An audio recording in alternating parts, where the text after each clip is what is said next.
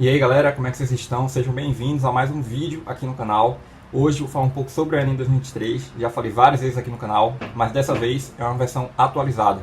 Vou te dar algumas dicas, alguns macetes para você se preparar para o Enem 2023.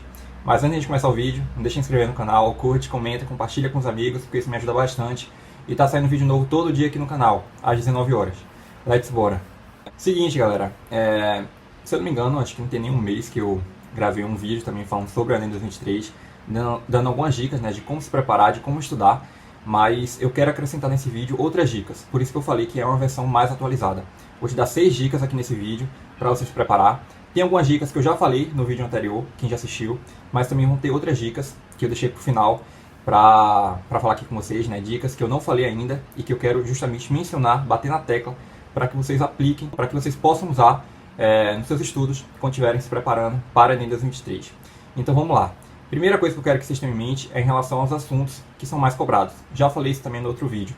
É muito importante, eu vou até falando aqui, colocando na tela para vocês irem tirando print dos assuntos que caem com mais frequência, porque é muito importante, é crucial que você tenha em mente quais são os assuntos que caem com mais frequência. Por que eu digo isso? Porque assim, o Enem, ele cobra vários, são muitos assuntos. Tem muito assunto, gente. Mas se você foca naqueles que caem com mais frequência, que são mais vistos no Enem, né, de acordo com as provas anteriores, você fica muito mais tranquilo, porque você estuda com estratégia, com mais praticidade, sem tanta agonia, né, focando naquilo que cai todo ano, que é certeiro. Então são esses os assuntos, tanto em linguagens, como em matemática, em natureza, em biologia, né, física, química, em humanas também, com história geral, história do Brasil, geografia, filosofia, sociologia. Esses são os assuntos que eu selecionei com muito cuidado, com muita atenção, para que vocês possam estudar com mais eficiência. Tirem um print, né, passem para o papel, para o celular, o que preferirem, e realmente estudem dessa maneira, né, pegando esses assuntos, essas listas, e criando um cronograma de estudo. Então, numa semana você dá uma maior atenção para matemática, na outra para natureza. Enfim, você escolhe a melhor maneira, o melhor método de estudo, né, com isso, com essa lista, porque isso vai te dar um norte, isso vai te direcionar nesse processo de preparação para o Enem 2023. Então, essa é a primeira dica. Em acesso, né, use essas listas com os assuntos que caem com mais frequência, porque dessa maneira eu tenho certeza que você vai ter uma noção, né, um melhor discernimento, de fato, para poder estudar, de como estudar e o que estudar, né? Eu acho que isso é muito importante e é um dos elementos mais cruciais para essa aprovação. Essa segunda dica eu não falei no vídeo anterior, se eu não me engano. Então, já pega um papel e uma caneta. Uma outra coisa que eu faria, né, para me preparar e para estudar em relação a esse Enem, é assistir vídeos de pessoas que passaram no Enem. Estudantes que tiveram boa aprovação, estudantes que tenham mais facilidade em matemática, né, que se deram bem em matemática, ou que se deram bem em redação, que se deram bem em natureza. Eu assistiria todos os vídeos aqui no YouTube, porque tem muita gente que já produz conteúdo e que dá realmente dicas de estudo, como eu dou também aqui no canal. Então eu tentaria ver o máximo possível, né, desses vídeos, porque sempre tem alguém com mais experiência que a gente. Isso sempre vai existir. E eu acho que quando você recorre a esses meios, quando você procura alguém que já tem um conhecimento, que tem uma experiência muito melhor que a sua, né, que sabe qual é o caminho certo a seguir em relação a isso, aos estudos, eu acho que fica muito mais fácil e você estuda de uma maneira muito mais prática. Na verdade não é que fica mais fácil, mas fica mais estratégico. Você definiu uma meta e está muito mais estratégico essa sua maneira de estudo. Por quê? Porque você não vai cometer um deslize, você vai otimizar tempo, você não vai seguir um caminho que seria um caminho errado, que não daria certo para sua aprovação, né, para você se dar bem, entre aspas, no Enem 2023, porque você vai seguir justamente as dicas dessa galera que já passou, né, que sabe o macete, que sabe as dicas, que tem esse discernimento, que conhece a prova e que vai te passar todas as dicas mais importantes para você se dar bem também. Então você vai otimizar tempo, você vai pular um caminho, né, entre aspas, porque você já vai ter toda essa experiência, esse conhecimento de alguém que já passou e que sabe o que é melhor, o que deve ser feito. Então eu buscaria mesmo contato de outros estudantes, eu assistiria outros vídeos também em que alguém passou em matemática, que se deu bem em matemática, porque dessa forma eu pegaria essas dicas e aplicaria nos meus estudos, né, na minha forma de estudo. Então essa é a segunda dica e é algo que eu recomendo para você que está se preparando e está estudando para Enem 2023. A terceira dica é criar metas a médio e a longo prazo, né, a curto e a longo prazo, digamos assim. Metas nesse sentido, eu já relaciono com a primeira dica, porque a terceira e a primeira dica tem relação, porque quando você cria metas, isso está em cima das listas, né? Com os assuntos que caem com mais frequência. Por que isso? Porque você consegue criar um cronograma de estudo e um planejamento diário. Ter um planejamento diário é muito importante, porque isso vai te dar mais disciplina e mais foco no dia. Já falei isso também no outro vídeo que eu estava falando a respeito do Enem 2023.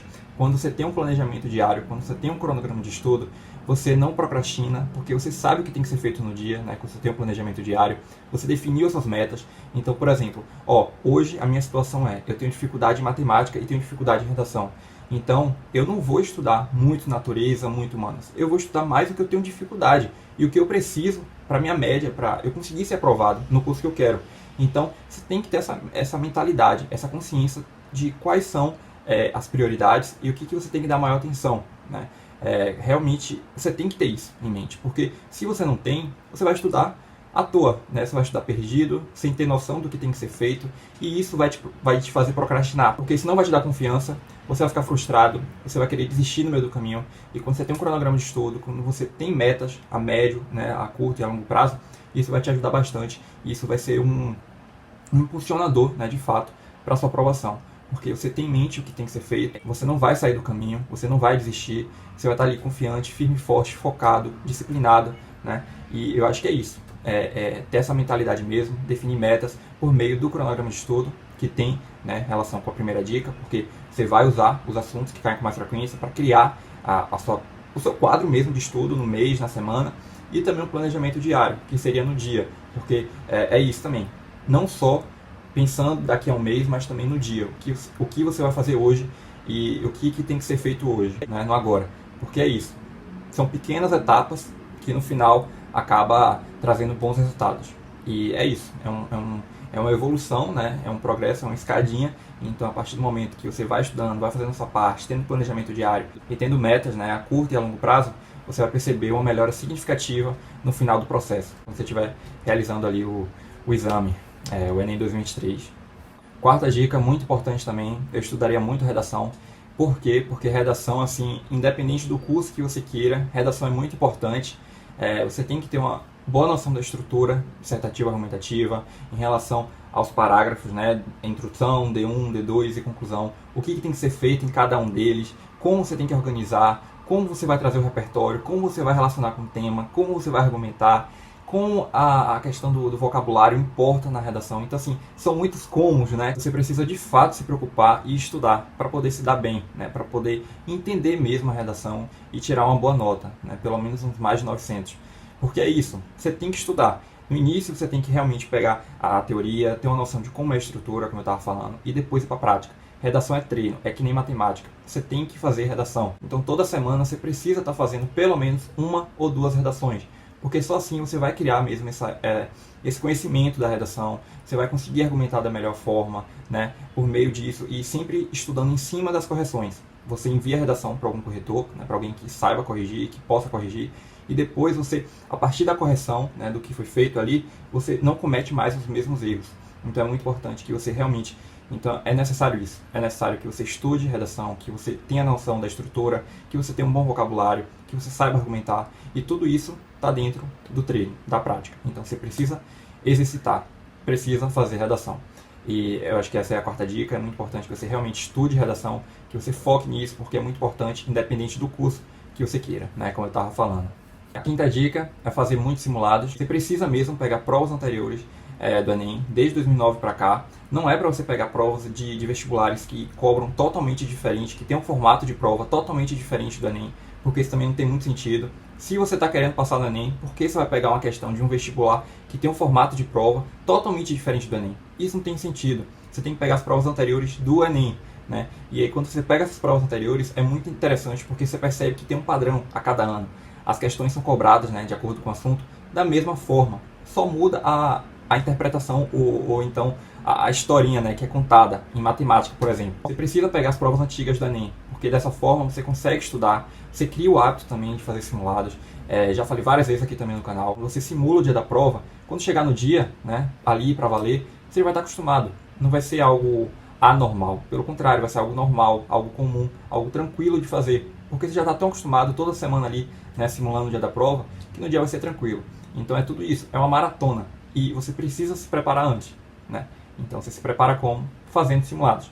Isso te ajuda tanto nessa questão, porque mexe muito com o psicológico, com o emocional do estudante, né? Em relação a estar ali no dia, fazendo a redação, fazendo as 90 questões, por exemplo, no primeiro dia. Então, quando você cria esse hábito, isso te ajuda. Quando você faz simulados, né, no caso, isso te ajuda tanto nisso, no psicológico, porque você vai estar tranquilo, vai ser algo comum, né? Como também em você estar praticando ali, estudando de uma maneira muito ativa, né? Porque a resolução de questões é um método de estudo ativo. Você está estudando de uma maneira muito mais prática, muito mais eficiente. Você está tentando entender ali, raciocinar, né, aquela questão. Você não está só absorvendo informação, como seria o caso de assistir vídeo-aula, né? Seria um estudo passivo. Não estou falando que está errado, mas você não pode também ficar preso nesse estudo passivo. Você tem que resolver questões, você tem que fazer simulados. E essa é a quinta dica, e é uma dica também muito imprescindível, muito importante, e que você precisa colocar aí na sua pasta, né? Nas suas dicas de estudo. Sexta e última dica, uma das mais importantes também, e eu não falei isso no vídeo anterior a respeito do Enem, né, de como estudar e o que estudar, é você não ficar muito preso nessa bolha de que, como eu posso dizer, eu vejo que muita gente reclama de falta de tempo, mas todo mundo tem 24 horas no dia. Eu acho que o seu problema é em relação a priorizar o que tem que ser feito. Você não dá prioridade para as coisas mais importantes do seu dia. Você fica vendo coisas irrelevantes, coisas que não te agregam em nada. Se você tem essa mentalidade de que eu estudei isso, mas depois eu vou ter a minha recompensa aqui, de ficar 5 horas assistindo tal coisa irrelevante que não vai me agregar em nada. Eu acho que isso não está certo, pelo menos é o meu ponto de vista. Eu acredito que tem como você equilibrar tudo na sua vida, né? Tem que ter um equilíbrio, de fato, mas você tem que saber o que é importante. Se você vê o estudo como obrigação, aí tá errado. Então, assim, você tem que mesmo mudar essa mentalidade. Eu sei que tem exceções, que tem gente que realmente não tem tempo, mas grande parte dos estudantes, eu sei porque eu já me incluía nisso aí também.